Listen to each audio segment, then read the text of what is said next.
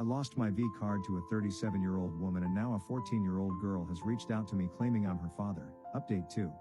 For those who haven't read my first one, the title pretty much sums it up and I left it waiting for the results of the paternity test, but it didn't look very likely. Well, the results are in. First though, I want to tell you guys about something that happened on Thursday. I was minding my own business cooking the kids dinner when my wife starts calling my name and telling me to come quick.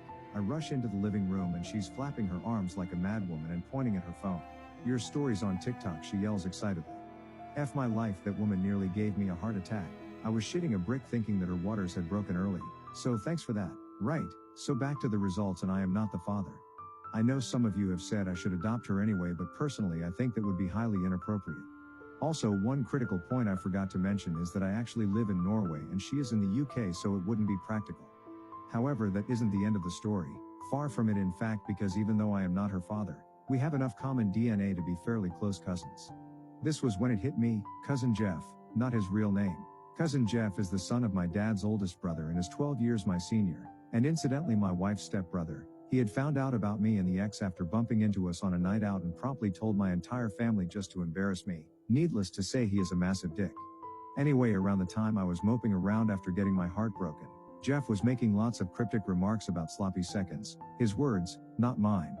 I didn't think anything of it at the time because he always enjoyed winding me up and had only been married to his now ex-wife for around 18 months, but now I'm not sure. Jeff has twin daughters in their early 20s who are on good terms with my wife, so we reached out to them first since they know how to handle him. They said they would get him to do a DNA test even if they had to resort to bully him into it, but as of this moment that's as far as we know. As for the young lady who contacted me, my wife has been in contact with her every day and has been super supportive.